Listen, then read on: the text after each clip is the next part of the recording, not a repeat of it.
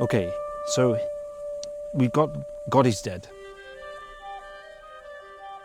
And it is true that at the time, atheism is not new. Even the ancient Greeks had their atomists and their reductivists who didn't believe in God and so on. So let's not pretend that atheism is like a 20th century thing.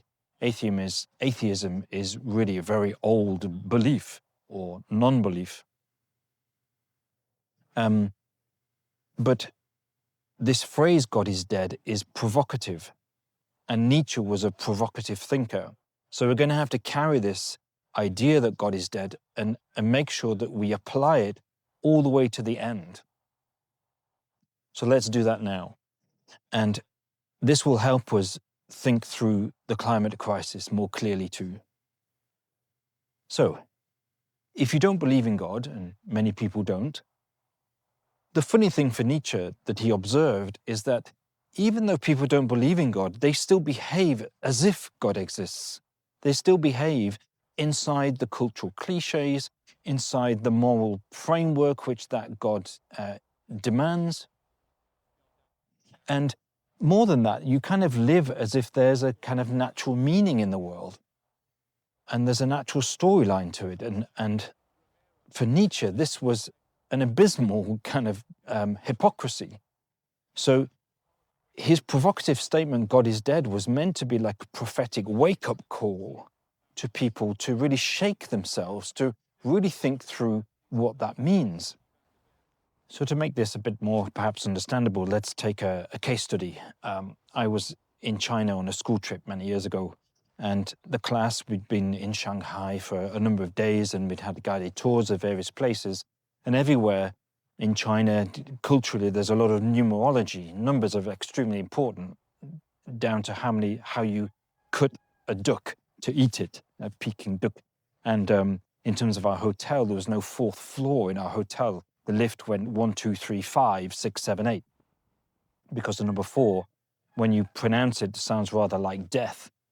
So having had days and days of guided tours and explanations of the different numerological cultural truths in China, my students were like, I don't know, a little bit cynical about it.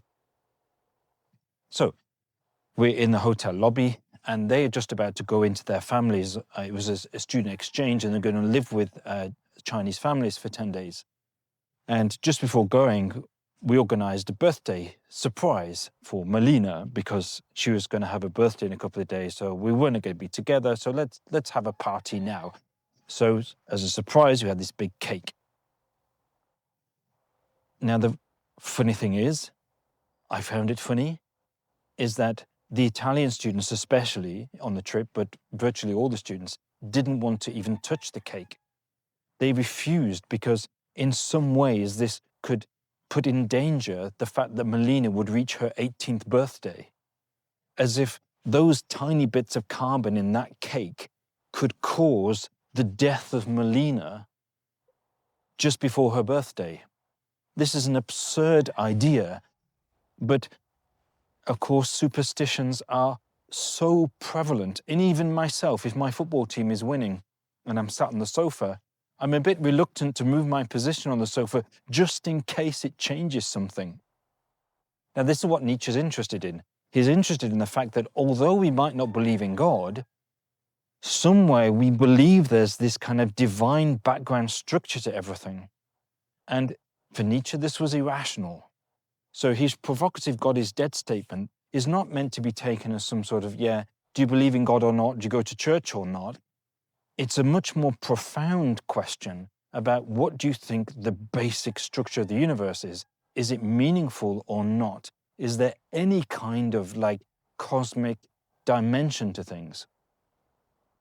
Now, this has got implications for climate change, because psychologically, Nietzsche thinks that we all tend to assume that things have got a kind of background order to them. They have a background stability. And if you think about the climate and climate systems, we've just come out of the Holocene. We've entered into the Anthropocene, but the Holocene, which started 11,700 years ago, was this incredibly stable environmental pattern. And it provided humans and the growth of civilization with a wonderfully benign, kind, warm environment for us to get funky with all our cultural projects, like building pyramids and having Greek and Roman empires and so on and so on and so on. Now, we can't imagine that nature would become hostile to us. We can't imagine that the world and these natural systems could flip and would become something which would make our life almost impossible. So the sea levels which we have today, I mean, who could imagine 10-meter sea level rises and what that would do to all of the people who live in the millions, close to billions of people that live in cities on the coast? So we struggle to imagine disorder when we're so familiar with order. We struggle to see that things can flip. And this is behind our lack of imagination about these tipping points. You know, why does the news not cover the AMOC? Why do we not talk about this massive system in the Atlantic which is slowing down? And if this was to stop, it would have just unimaginable consequences for Europe and Europe's climate in food supply and on every level. Well, Nietzsche would say it's because we somehow can't believe that the natural world would be hostile. We have almost like an innate ability or an innate tendency to think that things are stable. In fact, Nietzsche goes on to say, effectively, like, as long as we use grammar, as long as we use sentences, it kind of presupposes that there is like an order out there that we're plugging into. So even at the level of language, the fact that we talk to each other and we have these patterns of talking and patterns of language, we tend to see patterns everywhere. So we tend to think that these patterns are basically eternal. So Nietzsche's rather starey face here, he wants to interrogate you. Like, if you don't believe in God, do you really follow through on that belief? Do you really take it to its nth degree? Do you really take it through to its full implications? Or do you still cling on to like kind of cultural cliches that go along with that belief? Do you still live inside the constellation of religious belief, even if you have dismissed the fundamental component of it, God? So likewise, like, can we imagine an economy or a natural world in which things are completely different? And Nietzsche would say, probably not. So we have to be brave enough to think these through. We have to be brave enough to question everything and really be as funky as this man and be willing to drop to the depths our big beliefs and our big assumptions and sort of start our thinking fresh. So thank you, Nietzsche, for being so